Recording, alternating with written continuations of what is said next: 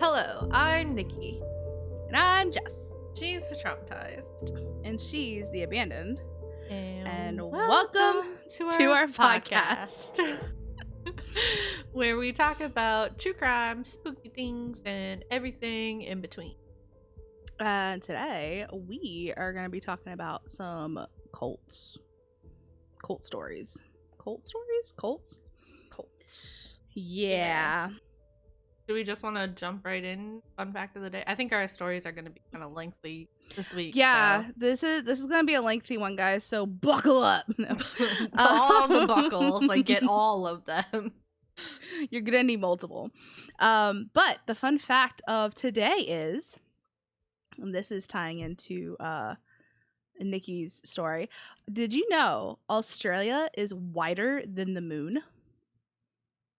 What? The moon sits at 3,400 kilometers in diameter, while Australia's diameter from east to west is almost 4,000.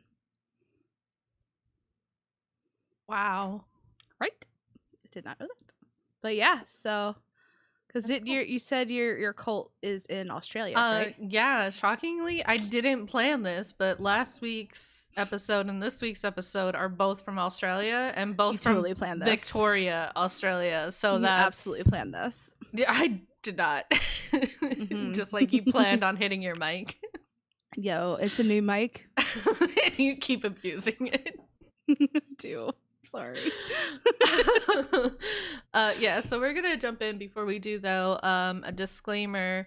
Though neither of us really go into deep details in our stories this week, they do involve sex trafficking, branding, mental, physical abuse of adults and children. So if any of those topics are a trigger warning for you, please feel free to skip this episode, and we will see you next time. No big deal. Yeah, absolutely. Yeah, cults are nasty. Cults are, yeah.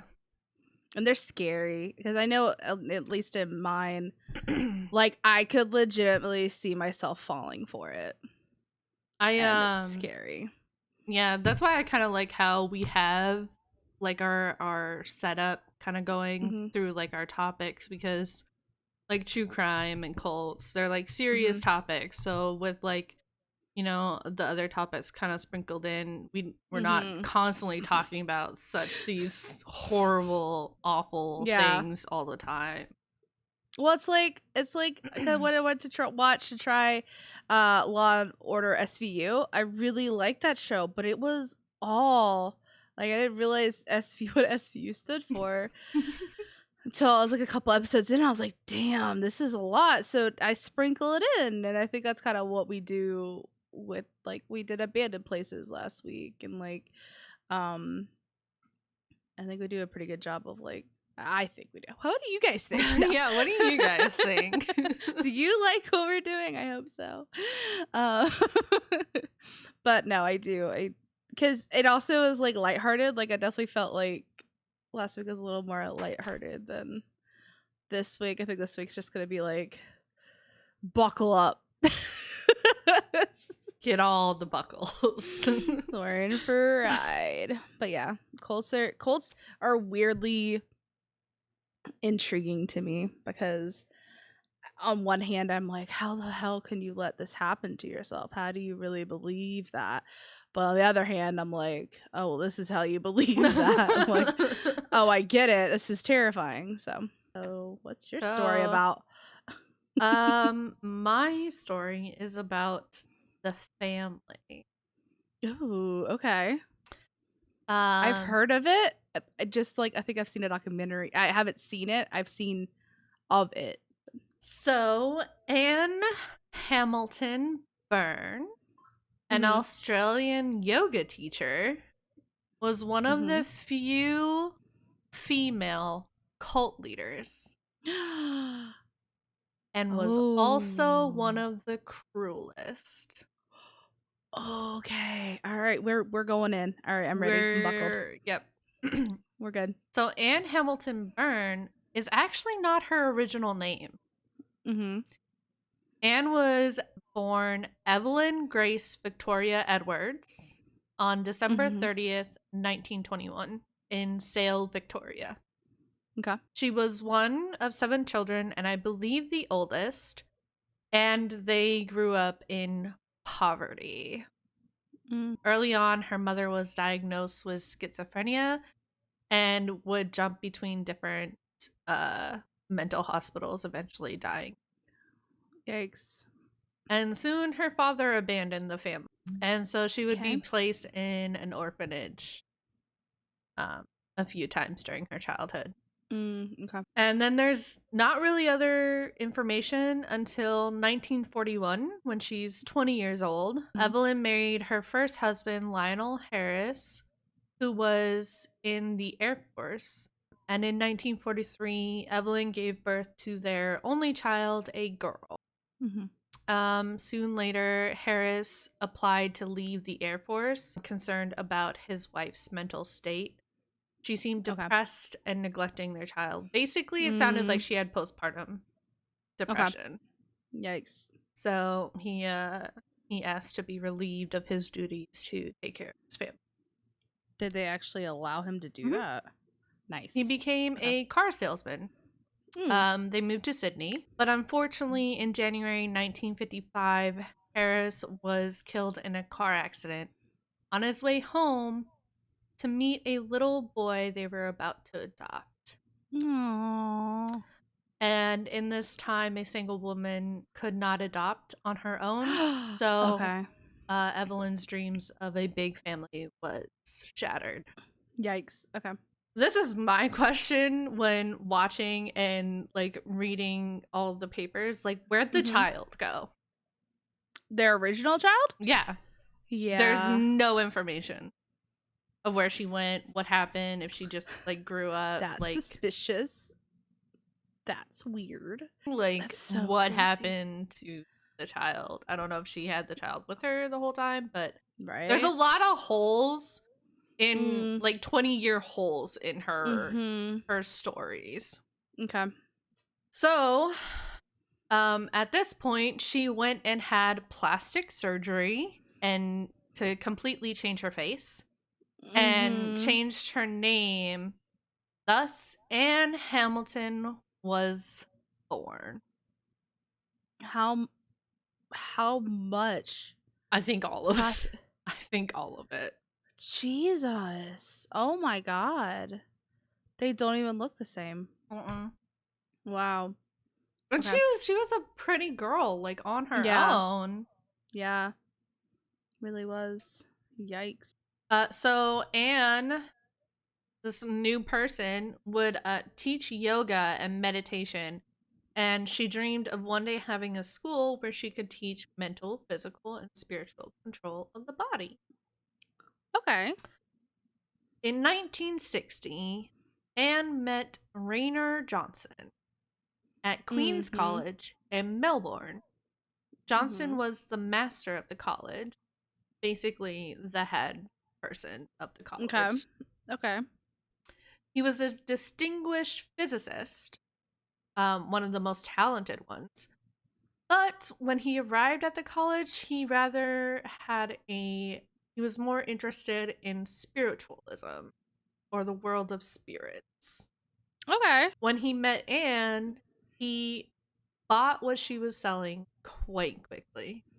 And together they founded the Great White Brotherhood, later called the Family. Anne being the spiritual leader. Okay. She was worshipped by nearly 500 members as Jesus. Okay. Jesus reincarnated. Oh, okay. Okay. Interesting. You'll get a kick out of this one.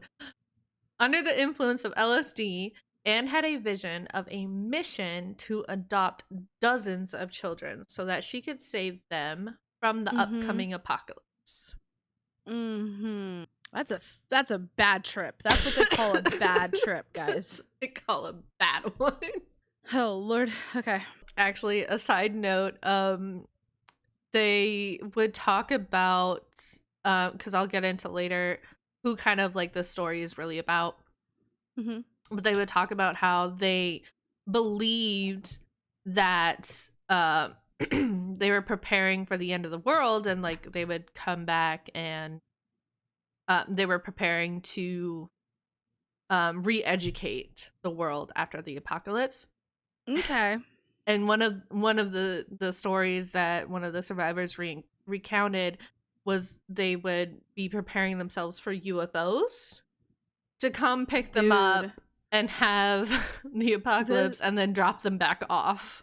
No, this sounds like the fucking there's another cult. Oh man. We just watched a documentary on it. You know what I'm talking about? I don't know. They thought they were gonna be taken up by UFOs, and they ended up all killing themselves in order to leave their physical bodies to be Is that taken Heaven's up. Gate? Yes, it was Heaven's Gate. Yes, what it was Heaven's I'm Gate. starting to figure out is that cults believe the leader believes that they are Jesus reincarnated. First of all, secondly, some way somehow there's an apocalypse. Always, the world is ending, and third, there's usually UFOs involved. LSD is optional. LSD is optional. Oh wow. Okay. But yeah, so they were preparing for the upcoming apocalypse to re-educate the world. Blah blah blah. Okay. Typical cult stuff, right? Harmless. Oh yeah. Anne would teach a mishmash of Christianity and Eastern religions. So kind of like where like Buddhism, like meditation, stuff like that. She would like mix the two-ish kind of.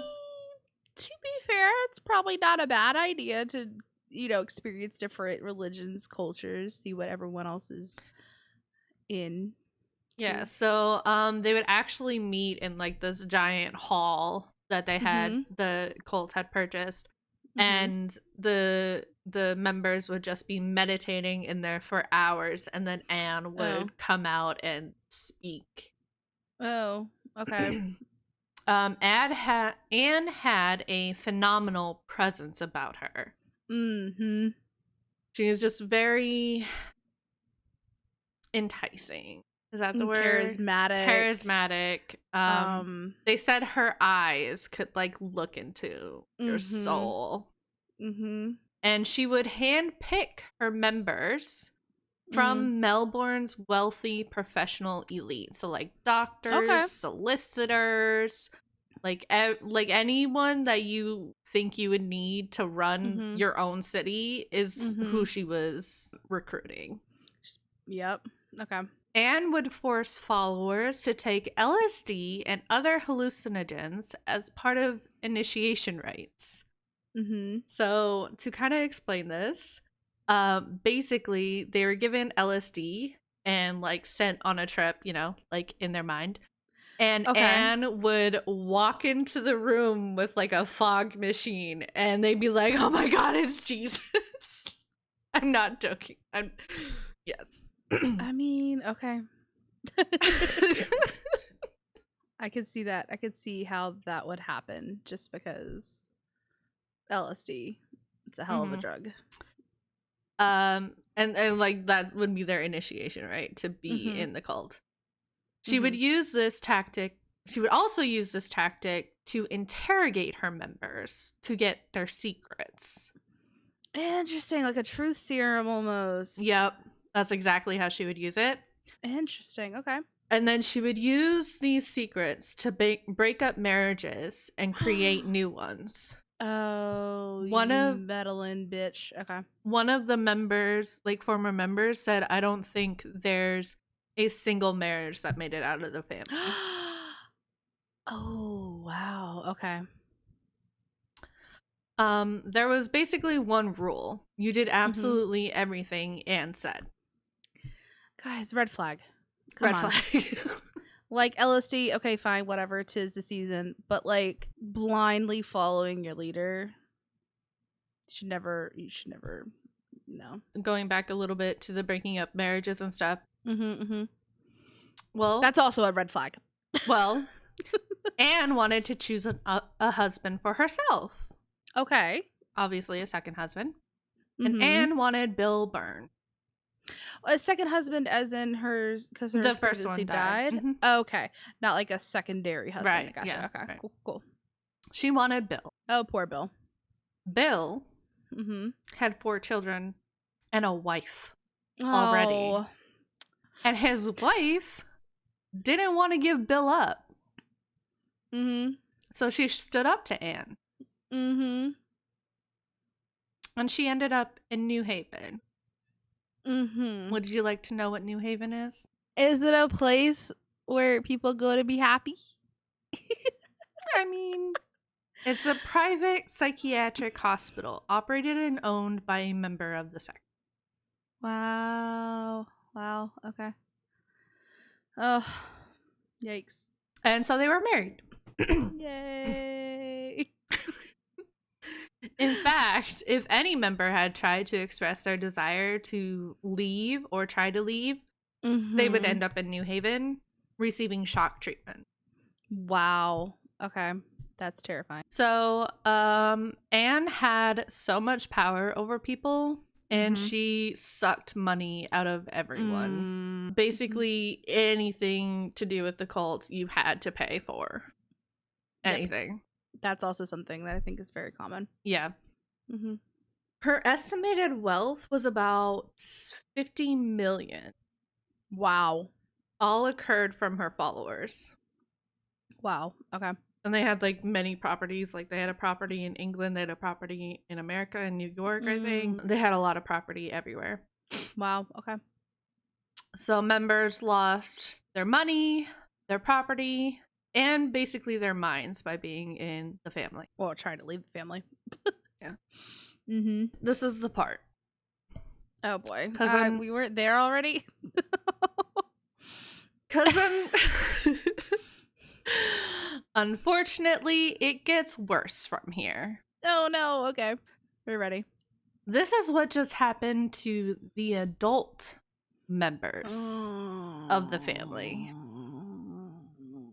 What happened to the children of the family is beyond belief. Oh no. Okay. Buckled up. It would seem that Anne was pretty much pregnant all the time, creating the large family she always wanted. But this isn't really the case. In fact, she was pretty much stealing babies. Okay. And I'll go into that. Being a single mom in the 60s and 70s was pretty much frowned upon. Like, shouldn't be happening. So adoption was the most likely option. So most of the women would be coerced into giving up their babies, basically. Yikes. Oh my god. So this is how it would happen. Okay. Basically the shadiest adoptions you can ever imagine. Okay. The baby would be delivered by a sect doctor, handed to a sect nurse, then a sect social worker, and given to Anne, who was just outside the hospital. All in all, it would take about 20 minutes from delivery to the baby being in Anne's hands. Okay. They wouldn't even let the mothers like see the babies at all. Okay. And the mothers consented to this? They did. Probably under coercion though. Okay. So the children lived on a secluded property on Lake Eildon. Okay. In central Victoria. Basically 2 hours north of Melbourne, I believe, if I'm remembering correctly. And as far as the children knew, they thought they were legitimately Anne and Bill's children. Or at least the main 14 of them did. Jesus. Okay. The others were considered foster children. Basically children of other sect members that sent the kids to live on the property. Some being for like weekends or others being years at a time, adding up to around 28 kids. It's a lot of kids. Wow. Anne would dress all the children up in matching outfits like real life Von Traps. I was literally thinking that, like, Sound of Music. Okay. Wow. And they would all either be blonde hair or their hair would be bleached so that they would all look like siblings. Wow. Okay. But children with red hair could be left because Anne was apparently a natural redhead. Interesting. Okay. Anne and Bill would actually travel a lot between Australia, England, and America and weren't around the children very often. Okay. So they had put certain members of the sect in charge of the children called aunties. Aunties. Oh, that sounds so nice. Does it? It does, right? Nervous laughter. Under the care of these aunties, the children would suffer immense abuse. No. Every day, 7 days a week, the children lived by a strict schedule. Yikes. Okay. And I'll go into it a little bit. So 5:30 a.m., wake up, yoga, meditations, put the beds up. Boys' school. Plate of vegetables for lunch with vitamins. 4 o'clock, school's finished. Showers, yoga, meditation. Plate of vegetables for dinner. Homework, reading, bed. Wow. Yeah. Can we just do a disclaimer too? A reminder. If we're smiling and laughing during really uncomfortable and not happy moments, it's not because we enjoy it, it's because we're uncomfortable. And my default when I'm uncomfortable is to laugh. So if I laugh at an inappropriate time, that's why. Just as okay. Anyway. Yeah. So sometimes to keep the kids docile, they were given LSD or Valium or other medications like the sort. Okay. Why LSD? LSD makes you hallucinate. Why would you give a child that? Food being withheld was one of the ways to control the children. The most a child went without food was a week. A week? Wow. Yikes. So what I was trying to allude to earlier is the documentary is filled with all of the children survivors, and they talk about their experiences. Yikes. Okay. And so one of them said the most I went without food was a week. The children were regularly beaten as well. And the house rules would change a lot, so like they would just like change rules, and the children wouldn't know it until they broke a rule and were punished for it. Yep. Okay. One rule though was no bedwetting. Which, do you know what happens to abused children? They wet the bed. Fun fact. I wet the bed until I was 15. Just saying. No, 14. 14? I was right when I got out of middle school is when I stopped finally. Yeah. Keep going. Just so fun fact. If the aunties saw that a child had wet the bed, the child would get a belting. And one of the child victims said there was always 2 to 3 beltings a morning. Every morning. What a way to wake up. How old were these kids? They ranged from, I think from like, well, obviously Anne would take them as babies and just raise them. So like, they aged from like every age. There was also mental torture. Okay. So if the children would start friendships with each other, they would be pitted against each other and like split up. Okay. One of the worst aunties was Elizabeth Whittaker, Mm-hmm. and she would beat the children with rulers and a cane. Wow. When Bill and Anne would return, the children would be happy, and Obviously. they would actually film for like the family propaganda. So they would like, so there's a bunch of home film like footage on the documentary of like kids Okay. running around and having a good time. But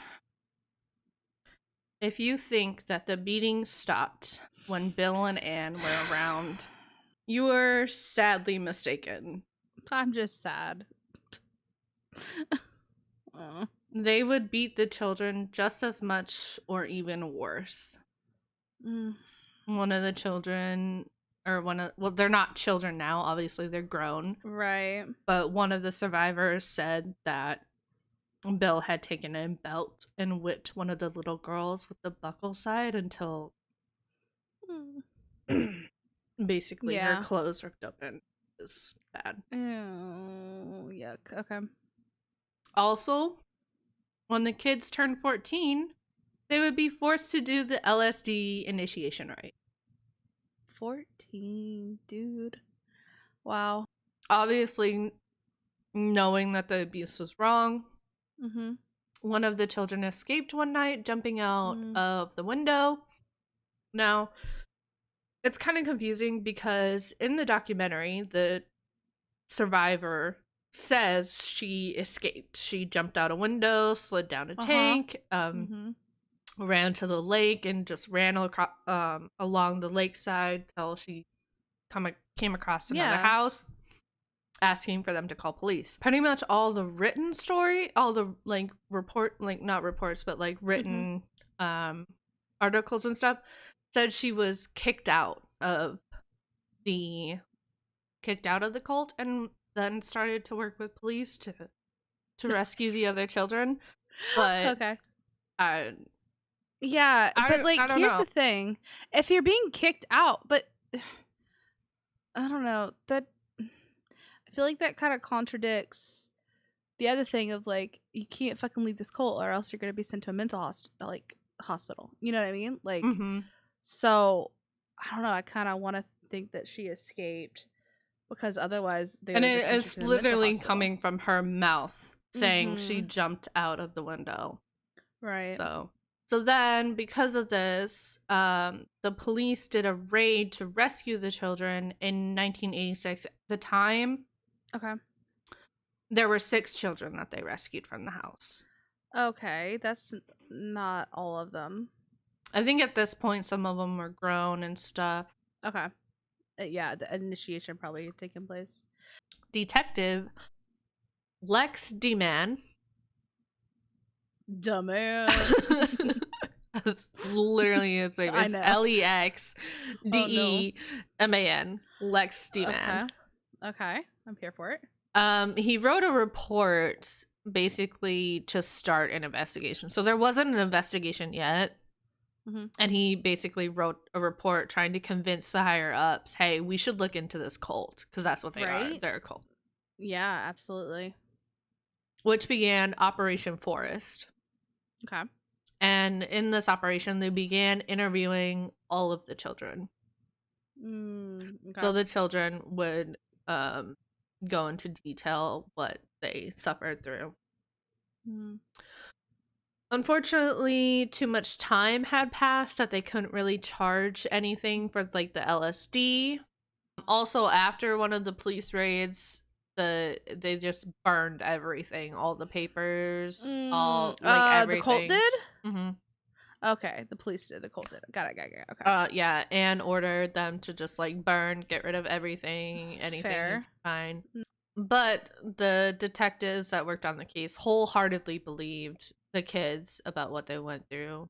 Good. Even though they had like no evidence of it. Well, and 2, you realize it's something I think I realized too, like recently, is when you're going through it, you don't necessarily consider it abusive. You don't necessarily consider it like bad. You know what I mean? Yeah. It's just life. It's just like, oh yeah, that's normal. Yeah, that's something my mom always says. So it's normal. But as you get older and you look around and you're like, oh, your mom doesn't do that? You know what I mean? Like Mm-hmm. I don't necessarily think they felt like they were tattling. It's just like, oh yeah, we get beaten They with belts, you know? Yeah, they were also secluded from everything. Like, they Mhm. didn't know Mhm. anything about the outside world. One of the survivors had said she walked into a bank and asked to borrow $50 for some clothes. And they're Like they like, just "What are didn't you know. doing?" Yeah, Yeah. like they just didn't know how to live in the outside world. Besides the mental and physical abuse, there Mhm. was other abuse. Most of the kids didn't talk Mm. about that though. Right. Not until much, much later in their lives. Mhm. Some of the children, most of the children tried committing suicide. A few of them Mm. succeeded. Wow. Yeah, it's a lot. Yeah. So basically, Anne and Bill were charged with conspiracy to commit perjury and conspiracy to defraud. So basically, how they were able to even get them under Mm. any capacity Yeah. was Peter Kibbe. Kibbe was the sex solicitor, or what we would call in America the lawyer. Okay. And he left the sect after having had a fight with Anne. Okay. And basically, he was the one that did all the documents for adoption and what have you, and he was the one that did all those Oh wow. documents. Okay. So the police went after him Okay. and arrested him, or tried charging him. Either way, he flipped Mm. white quickly, Okay. and he spent 3 months with Detective Lex going over every single document, Okay. That's good. and thus they were being able to charge Anne and Bill with conspiracy to commit perjury and conspiracy to defraud. So, side note, I'm gonna go into the defraud kind of a little bit because, um, basically what had happened was in this paperwork, Anne said she had twins. Mhm. She goes back a little bit later and said, "Oh, whoopsies! It was actually triplets." And so they they changed it from twins to triplets. And Whoops. whoopsies! Just forgot a child. Jesus. Okay. So that's basically what the defraud whole thing is about. Okay. But the two, Anne and Bill, had been on the run for quite some time. I think when they did the police raid, they had been on the run ever since. Wow. Okay. But extradition warrant was issued, and with the Mhm. help of Interpol and the FBI, because basically they would go from England to America and back and forth and stuff, because Okay. that's where they had properties. Mhm. They were found in America. They actually spent about 3 months in an American jail before they were like, "Yeah, I've had enough of this," and went to they did the extradition. Mhm. Oh, and they were brought back to Australia to stand trial. Okay. Unfortunately, the Supreme Court ended up dropping the charge, stating that it could not be tried in Victoria because it was about defrauding New Zealand. So, Anne had said, those twins, triplets thing, she said she had them in New Zealand. So, Okay. basically, the Supreme Court says that has nothing to do with us. You're gonna have to, like, go over there or something. You know what I mean? Like, they Mhm. Oh, I kind of like do. I jurisdiction. don't like it. Right. Oh, you're not gonna like the ending to this. Oh, great. Oh, thanks. Great. Oh. Buckle up. With that charge being dropped, they both pled guilty to the charge of conspiracy to perjury Mhm. in 1994, and they were sentenced. Do you want to guess what they were sentenced to? No. No, I don't. They were sentenced to a $5,000 fine. Oh my god, this is like Dr. Klein all over again. $5,000 fine. Wow. Okay. the judge basically took into account towards the sentencing their age, which at this point was 71 and 72, their failing health, which I don't give a fuck about, but bygones, and that they had already spent 3 months in American jail. 3 whole months. Okay. Yet the children have to live with the repercussions of their actions for the rest of their lives. How did they not get charged with like child endangerment? Like, how did they not? Anyway, keep going. I think basically because all they had was like the children's testimony, and none of the sect members would testify at all. Okay. So, which brings us to the end of our story. Anne died at age 98 years old in 2019. Wow. Not ever admitting to, nor paying for the abuse and torture she enforced on nearly 30 children. Wow. That's insane.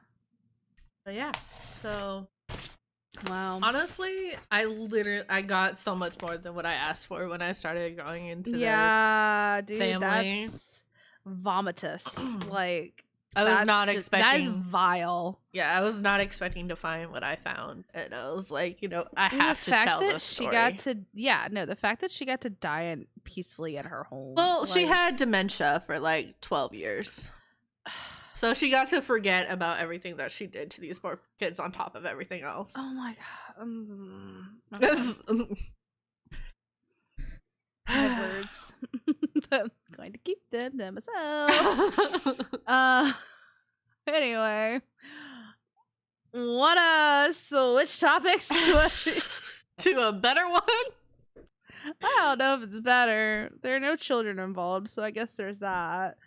I think it's the first time, and we've had a couple different stories. I think it's the first time you really bumped me out. I'm sorry. No, it's not your fault. I mean, usually I come in with like the hammer at the end, and you're just like, I think it was the first time I'm like, okay, how do I move on from this? I mean, it was interesting topic.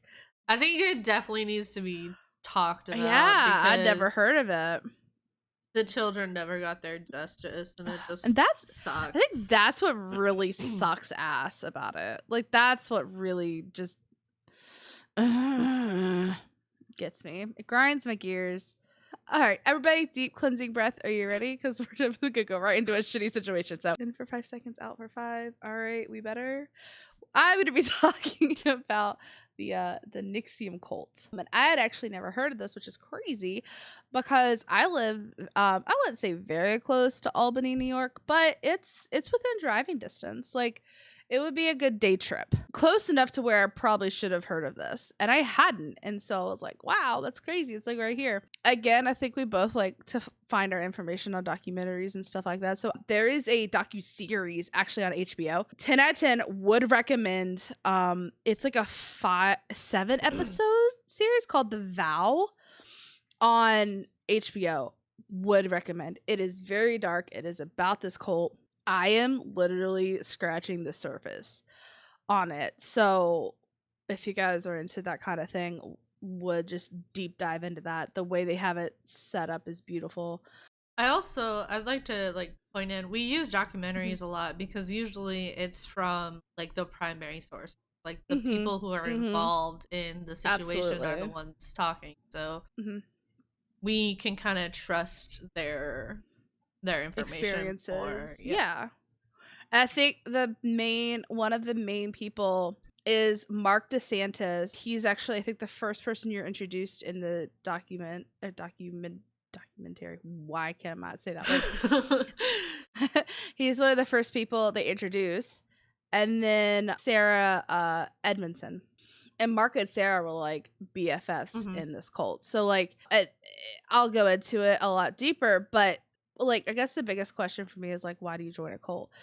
And I think it was Sarah said in the TV show was just like, you don't join a cult. You join an organization and you work for the organization for 10, 12 years and you finally surface and then you realize you're in a cult. like it, and that's really what NXIVM did well.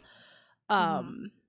I'm not saying that's with every cult, but like she's like, I didn't join a cult. Like you think of some weak, easily manipulative person joining a cult, that's not what happened. I think I say it one time in my story. I'm sitting here watching these videos, these introduction videos. I can see myself being sold on this. Like it's scary. Anyways, all that being said, our story begins in 1998 when Keith Raniere and Nancy Salzman founded NXIVM. So it's NXIVM. So they're all Roman numerals. And it was founded as a personal development company that offered executive success programs, or ESP. We'll be using that a lot.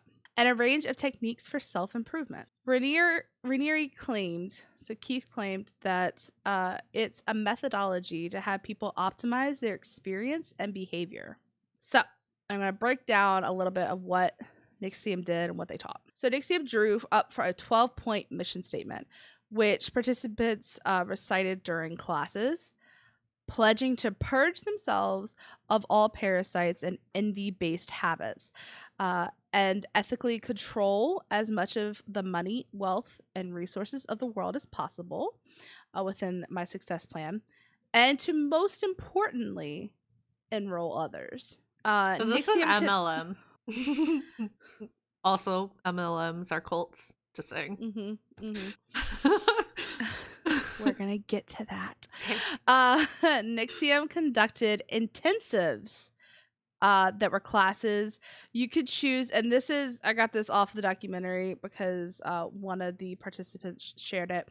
So intensive classes, you would sign up. It would be like you could choose a 5-day intensive, so you go away and attend 5 days of intensive classes, and this would cost $2,700.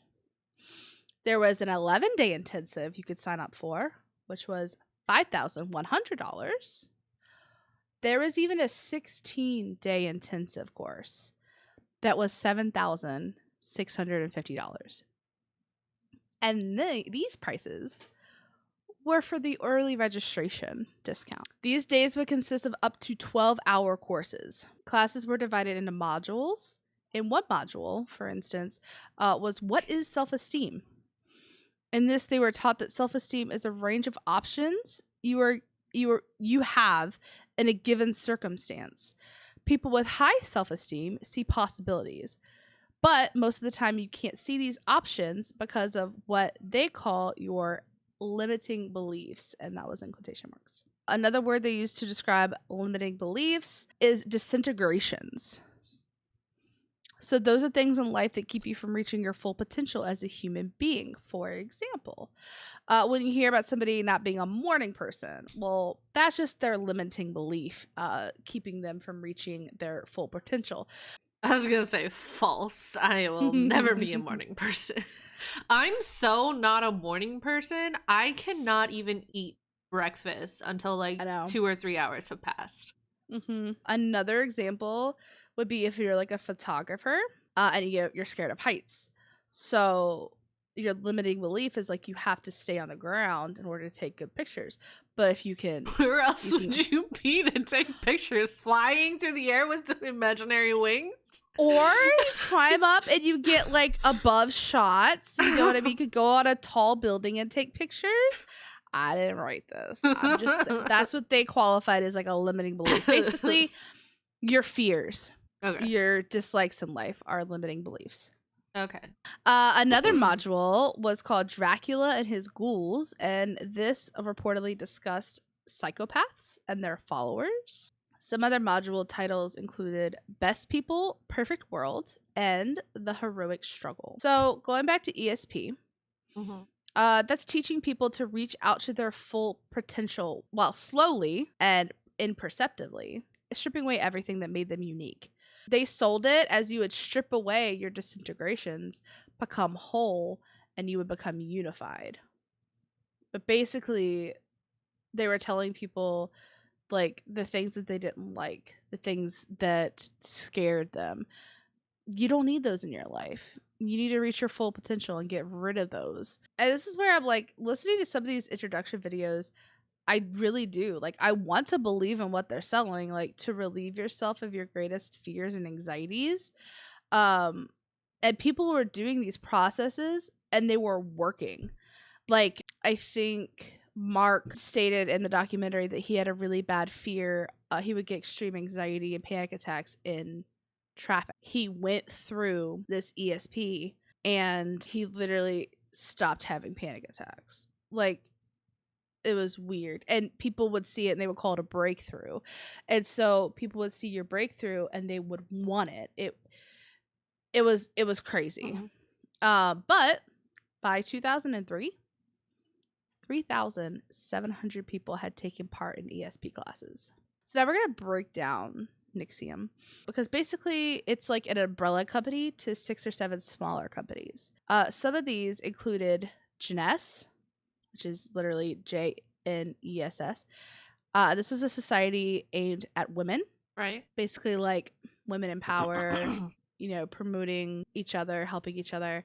Society of Protectors, which was SOP, was primarily aimed at men. Again, it prefaced with like teaching men how to be gentlemen. The documentary goes into SOP. It is dark. It is scary what they actually taught. I don't think I go into it in detail here. So but at one point, Keith blames women for smiling because it's too sexualized and she's asking for sex, and that belittles her and makes men weak around her. Gross. The last episode of The Vow, they compare the men to little boys who just want to grow up and be men, and women prevent them from being men. Like, how? By belittling them, by talking back to them, by not allowing them to be men. And then at one point they actually want the women to come into SOP to see like what's it about, and they like berate the women. Like, they start taking points. Like, they'll dock a point for a woman if a man felt belittled by her, and then at the end, however many points you had, you would have to like do exercises for. That's so dumb. It's so much worse than that, but I wanted to try to keep it short. Right. Go Okay, watch the go on. documentary. I hate men.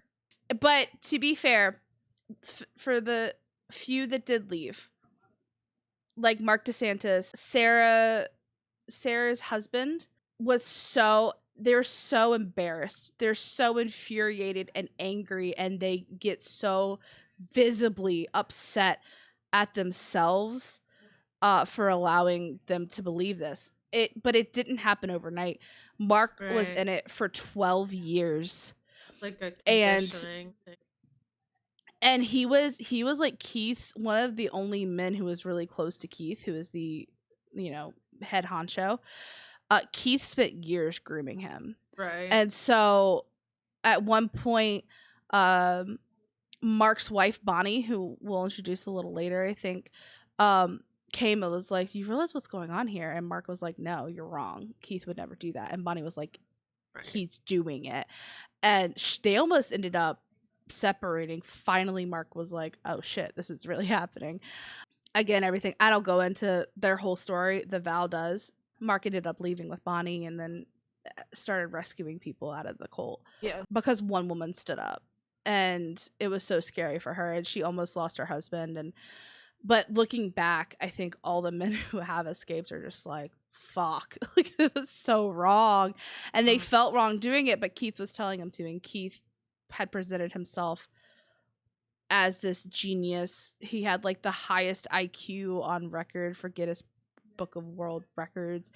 Let's be honest, is that even true? I don't know. That's what he was telling everybody, and everybody believed him. So, but that was SOP. There was a third group that was known by the acronym DOS, and DOS is what we're really kind of going to be focusing on here. Dominus I don't speak Latin. Dominus Obscurus.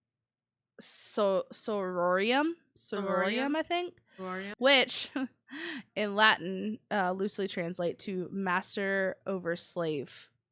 women. So we'll get into that later. In 2006, Vernier also founded Rainbow Culture Garden, which was made to be an international chain of child care organizations in which children were exposed to several different languages at a young age. So like there was I mentioned Bonnie. I don't know if I actually mentioned her in this now. I had to cut a lot out, but she played Varuk in episode 1 and 2, I believe. And then Star Wars. Sorry. I was like, where are you going with that? She played Luke's aunt. Okay.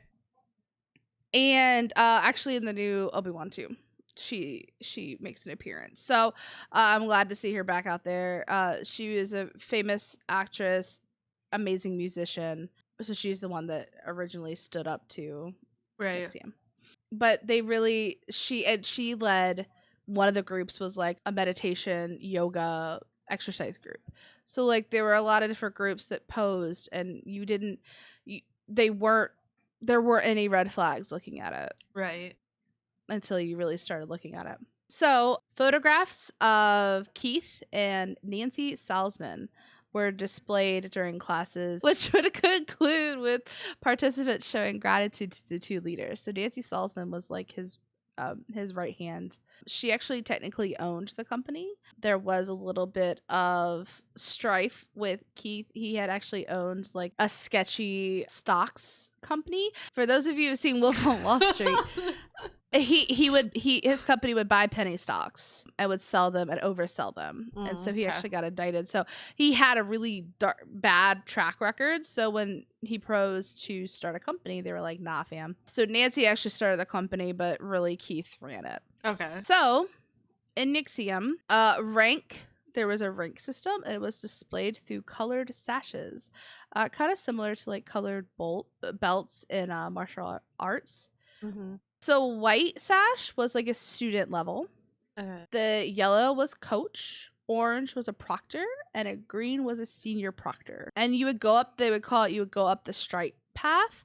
So each one of those colors, and then there were more obviously added, but you would earn stripes for every amount of people you brought into the company. You'd have to do ESP classes. You would have to do it. You would earn stripes, and then you would graduate to the next level. When Mark ended up getting senior proctor, I think he was one of 7 people who had achieved that level. Good old Keith was said to always wear a white sash because he would claim he was always a student and willing to learn more.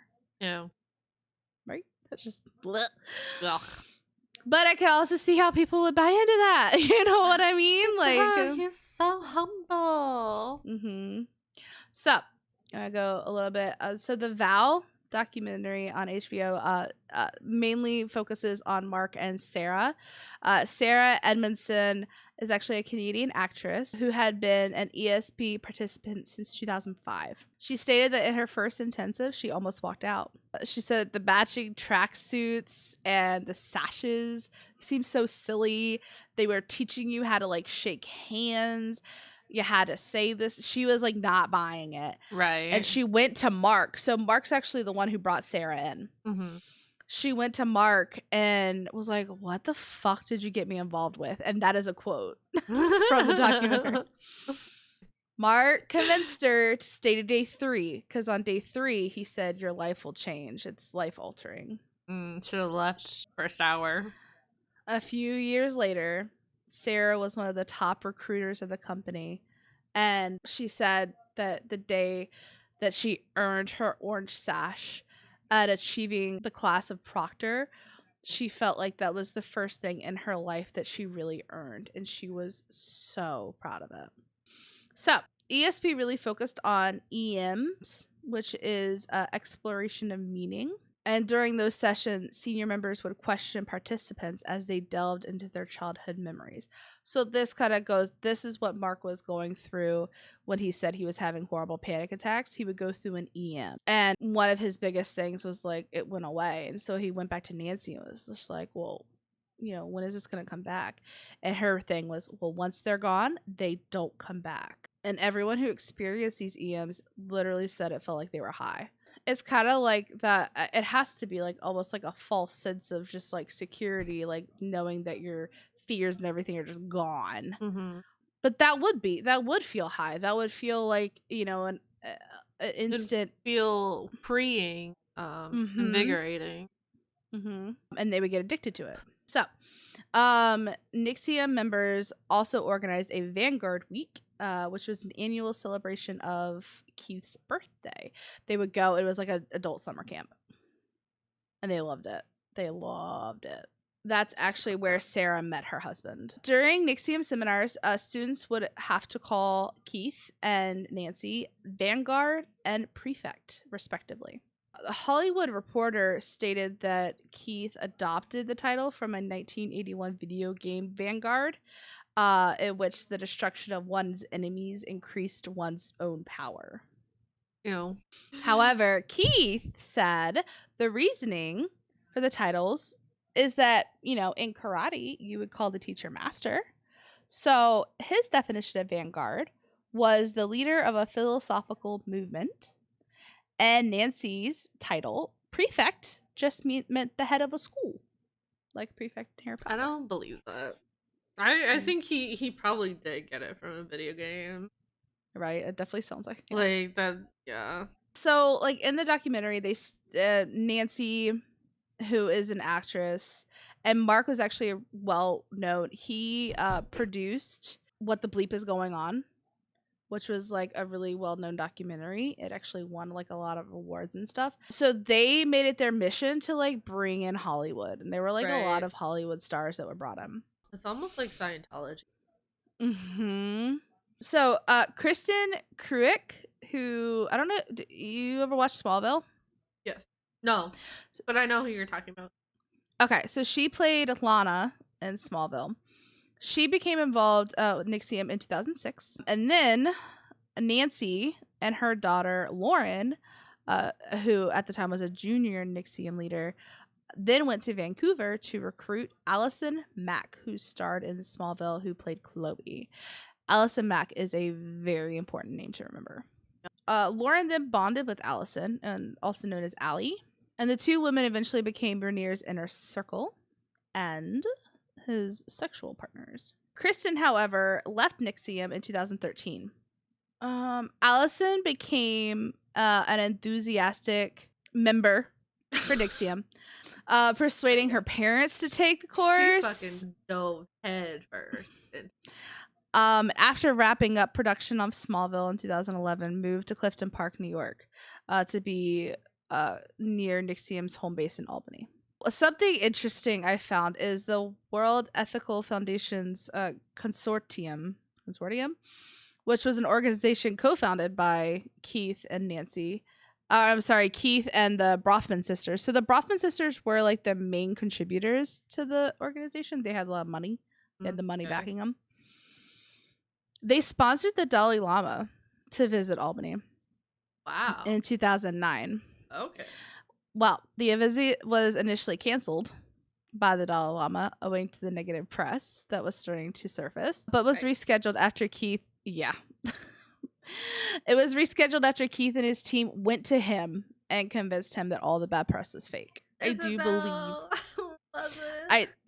No, it wasn't. And I think one of the Dalai Lama's like publicists came out and like apologized later after everything came out. But oh my god, when they had the Dalai Lama visit, it was like all over everywhere they could post it. Like, oh, look how good our organization is. The Dalai Lama's here. They definitely used it. NXIVM taught that some people, called suppressives, tried to impede progress within NXIVM. People who eventually turned against Keith were said to have undergone the fall, again in quotation marks, and were labeled as Luciferians, lost people for whom bad feels good and good feels bad. So once people had the fall, they were essentially kicked out, and that actually does remind me a little bit of Scientology because defectors, you're a suppressive person. Yeah, and then your family like turns their backs on you, like you lose your friends. You're a suppressive person. I can't be around you. Mm-hmm. Your thoughts are suppressed. Yep, and these are people called suppressives, so interesting. This is when the bad stuff starts to come out.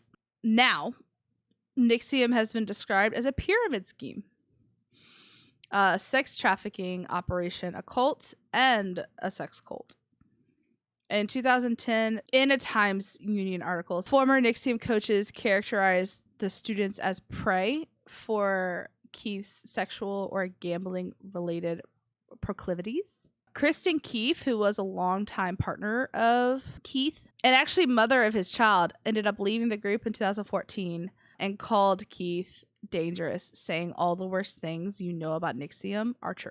In 2017 is really when things started taking off. In the documentary, we go a little bit more about, I think it was India was her name. Her mom knew her daughter was in this cult, was trying to get her out. So she really started pushing and hoping and praying. She actually joined with Frank, who was the publicist of NXIVM. They published an article in 2010. Finally, in October 2017, an article in the New York Times came out. And that was like a huge breakthrough for them. Like, they had been trying to get this out. You said 2017? Mm-hmm. For 7 years? Nobody believed him. And then finally in 2017, they finally were able to break through. Real details began surfacing regarding this DOS, secret sisterhood. There were creepy things going on before. So DOS actually started in 2015. Okay. I didn't realize that either. Yeah, I didn't realize how recent it was. Yeah. Wow. No. Okay. The documentary, or the article goes into detail explaining how they would trap women. So, in order to join this secret sisterhood, you would have to give collateral in order to hear about it, in order to join it. Collateral would be secrets, naked pictures. I think Sarah at this point was like, I don't have any secrets. They were like, just make it up. And Allison is the one who actually inducted her. Allison was just like, make it up. So she went on camera and talked shit about her husband, how she didn't actually love her son, like made up some bullshit. They would keep this collateral and they would talk about this like it was no big deal. I mean, if you go purchase a loan, you have to put collateral down. So, if you want to join the society, you have to put collateral down. So we know that you're true to us. Guys, if anybody ever asks you to take for naked pictures to join as collateral, don't do it. Also, I don't know if you're gonna talk about it. They asked for multiple collateral, like right? They have the initial one, and then later on they would continuously ask for collateral.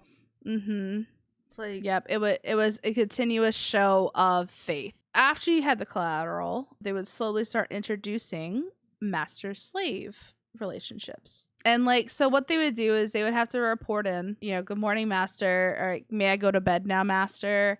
It started to really show. Actually, I think, like I said, Bonnie noticed it.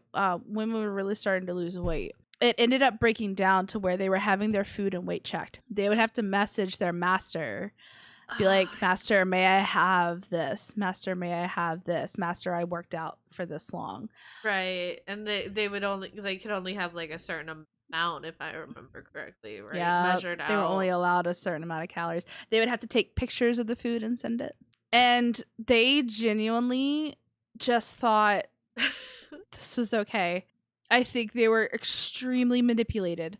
And it's scary how much they were manipulated, because they were manipulated into not only thinking this was okay, but thinking that they wanted it. Right. They wanted the structure. Insane. They wanted the structure. They wanted someone to watch over them and to dictate to them. And it took away something in their life that they didn't have to choose, because it was chosen for them. They would also undergo punishments. So what's interesting, actually, is the men's group was made before this. And what I thought was crazy is in the vow, they actually talked about how a lot of the things that they would do in the men's group were testing the waters for what they would make them do in this group. What? For example, some punishments would be to have, like I said, have to do wall sits for like hours. Ew. No, thank you. I know, right? The one thing that really kind of, you could see it triggered on in the documentary, that India's mom came and visited with Keith and Bonnie and was walking through the house, and this is while NXIVM was still a thing. Right. And was walking through their house and looked and noticed that there was a dog bed by the bed. And she was like, "You have a dog?" And they were like, "No." And she, retelling the story at their house, you know, now it's 2017, she was laughing. She was like, "I really thought you guys had a dog." And like, you know, come to figure out, when Bonnie wasn't faithful, or, and by not faithful, like didn't listen or needed punishment, she would sleep on the dog bed as a punishment to herself. And that was normal. And Keith lost it. He was like, "That's not funny." Like, he was like, "I can see Bonnie's getting triggered right now. I know you're trying to make light of this situation, but it's still not funny." He was like, I'm so mad at myself that I let myself do this. I let myself make my wife sleep on the floor for what? Like, that nobody should have to do that. But they were, it's crazy. It's crazy. Jeez. But yeah, they legitimately had like a dog bed like by the floor for when Bonnie stepped out of line. That's disgusting. So punishments were a thing. And then this is where it gets really icky. To really signify their commitment to the group, they would be branded. So Sarah said that she left NXIVM after Allison had inducted her into DOS the previous March at Allison's home. Sarah told her story in the Val documentary. The day that they were going to be branded, they were naked and held down by Allison and 3 other women, and branded by a NXIVM affiliated doctor, Daniel Roberts, using a cauterizing pen. At one point, Sarah, because you would watch your sisters go through this, she was turning green, really, really, why the fuck am I here? What is going on? Allison saw this, called her to the side, and told her to pull it together. She was a leader. She was a proctor. She needed to show the other women how to do this. She needed to be a leader. She basically, at that point, disassociated, buckled down. She doesn't really remember anything after getting on the table, except for afterwards, she remembers looking up at Allison, and Allison had this beaming pride, like, "You did so good. I'm so proud of you." And she could hear like the other girls like, "Oh my God," she didn't even flinch. Allison said, "You did so well." And she left feeling almost prideful of it. So at the time, the women had no idea, but the brands were a combination of Keith's and Allison's initials. So much wrong with that. So much wrong. What's crazy is Sarah went to her husband and was like, and again, her husband was really big into the men's group, was actually one of the leaders. And she went to tell him, like, this is what's happening. And he didn't believe her until, like, he didn't believe the darkness of it until she was like, "Well, they branded me." And he said, "They did what?" And the brand is like on their hip. It's on their pelvic bone. On December 15th, 2017, the ABC News Magazine 2020 aired an expose that included interviews from many former NXIVM adherents, including Sarah and Catherine Oxenberg. And this was their alleged daughter, who alleged that her daughter India was in danger from the group. So that was like the big expose. She went on 2020 and talked and basically pleaded with India, because India was actually directly under Allison. She fought so hard for her daughter. Yeah. And her daughter was just like, and I think, yeah, from the documentary, I think we both watched, like, she fought for her daughter. But it's one of those things where her daughter just didn't see what was wrong. You know what I mean? Mm-hmm. Sarah also appeared in Escaping NXIVM during the first season of CBC podcast Undercover. So, the criminal charges, because they got, my story at least ends with criminal charges. Hey, mine did too. No. In March 2018. So, all this kind of got exposed in 2017. Keith disappeared. Keith and Nancy left Albany, and they left their home, and they like had never left before, and it was like this huge thing, and they disappeared. They were actually Keith was arrested. Okay. So one more comparison to all cults: the leader always runs when shit goes down. Every single time they run Yep. But he was arrested and indicted on charges related to DOS, including sex trafficking conspiracy, conspiracy to commit forced labor. He was arrested in Mexico and held in custody in New York after appearing in federal court in Fort Worth, Texas. The indictment alleged that at least one woman was coerced into sex with Keith, which we all know that was way more than one. Mm-hmm. Who also forced DOS members to undergo the branding ritual alleged by Sarah. Mm-hmm. Alleged by Sarah and many others. United States Attorney Richard Donahue stated that Keith created a society of women whom he had sex with and branded with his initials, coercing them with the threat of releasing their highly personal information and taking their assets. On April 20th, 2018, Allison Mack was arrested and indicted on similar charges to Keith. According to prosecutors, after she recruited women into first NXIVM and then into DOS, Allison then coerced them into engaging into sexual activities with Keith and performing menial tasks, for which Keith allegedly paid her to do. And they would do his laundry. They would clean his house. They would come basically be his maids, serving the master. What gets me is she was like an up and coming actress. Like she could was. have had a great career after Smallville. And she threw it away to have sex with a creepy man. I don't get it. Allison was further alleged to be DOS's second in command after Keith. So on April 24th, Allison was released on a $5 million bail pending trial and held under house arrest with her parents in California. On May 4th, Keith Raniere pled not guilty. Sorry. These were federal charges, right? Mm-hmm. Okay. Yeah. Mm-hmm. So in April 2018, New York Post reported that NXIVM had moved to Brooklyn, New York, and was being led by Claire Brofman. And again, the Brofman sisters were some of the original. So Nancy's been indicted. I haven't gone there yet. Okay. She will be. But Keith was, Allison was, I think Nancy is actually in hiding. So Claire is now leading NXIVM from Brooklyn. Okay. And that was April 2018. In June 2018, the Times Union reported that NXIVM has suspended its operations owing to extraordinary circumstances facing the company. Claire Brofman was then arrested June 24th and charged with racketeering. She was released to house arrest after signing a... Do you want to guess what bond was? $2 million? $10 million? What? Wait. $100 million. She paid that? She signed a bail bond. What does that mean? For $100 million, meaning she owes them. Oh. What's racketeering exactly? Do you know? Why do you gotta ask me that? I'll do it. Also arrested and charged with the same crime, so we'll know what racketeering is in like 2 seconds, was the NXIVM president, Nancy Salzman, and her daughter, Lauren Salzman, and another NXIVM employee, Kathy Russell. So, Claire Brofman, Nancy Salzman, Lauren Salzman, and Kathy Russell were all charged with racketeering. Is the act of acquiring a business through illegal activity, operating a business with illegal derived income?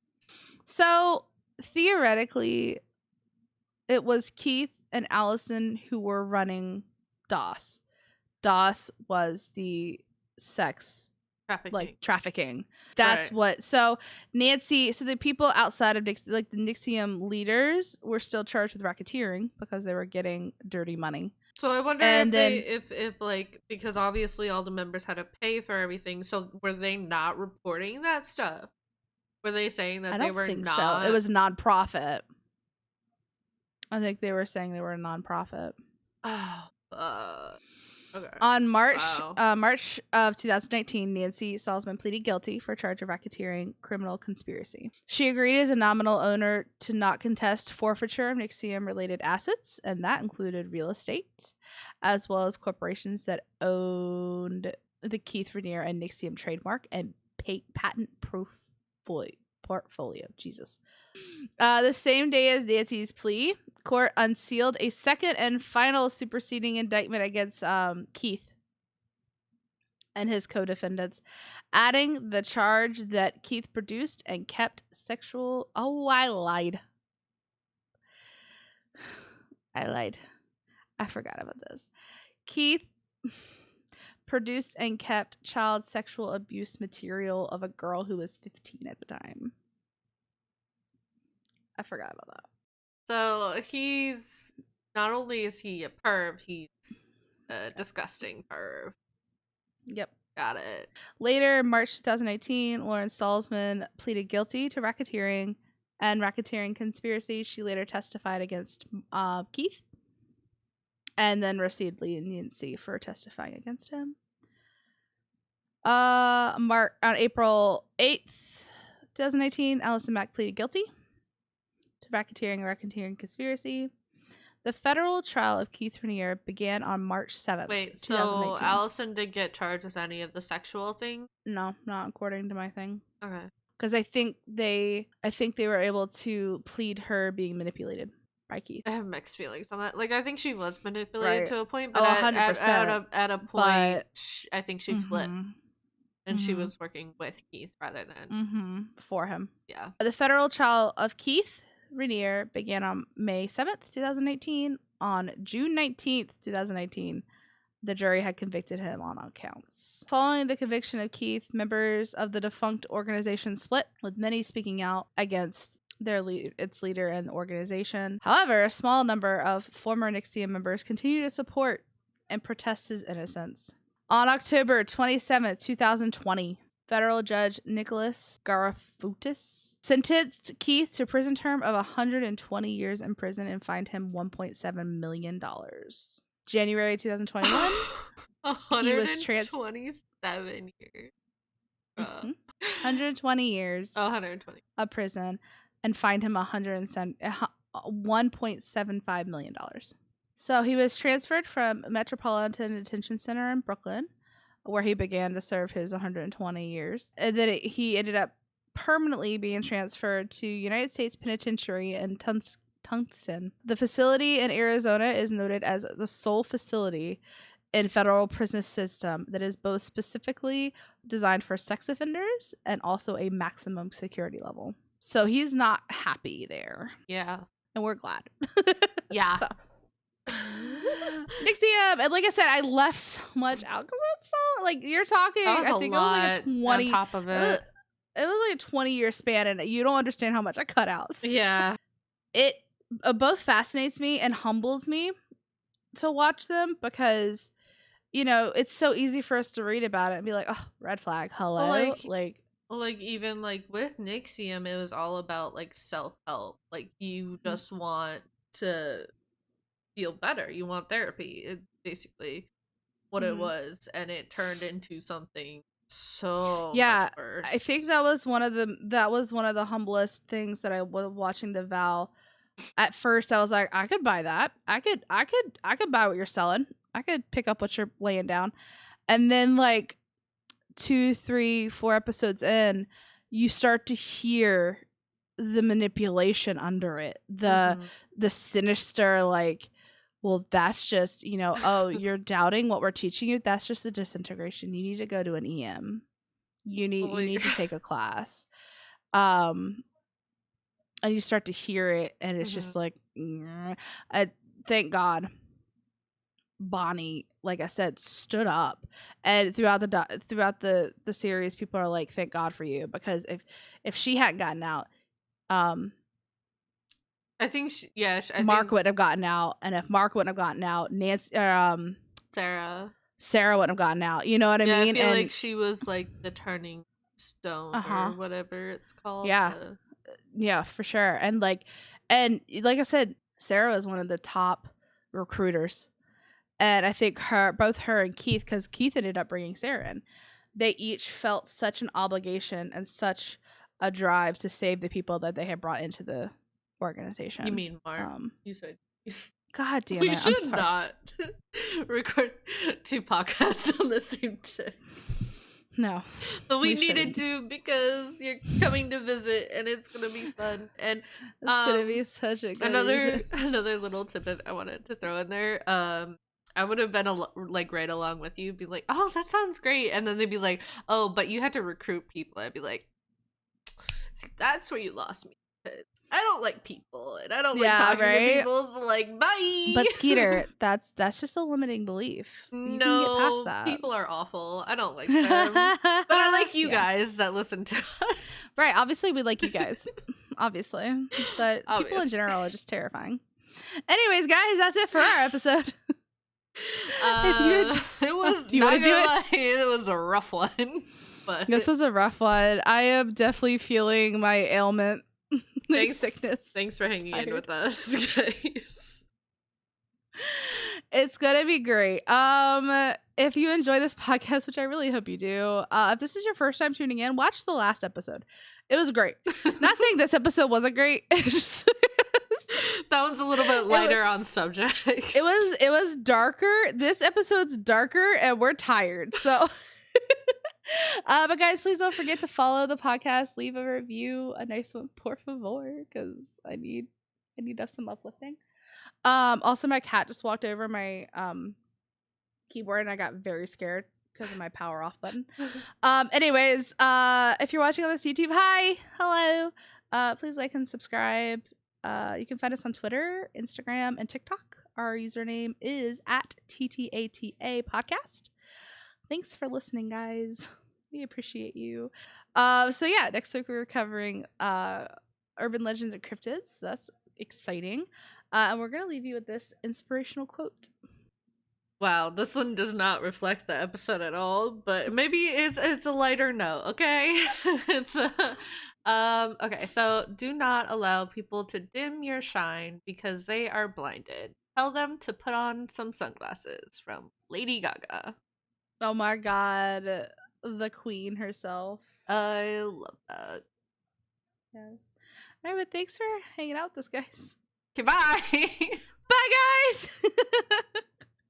We need to go touch grass or something.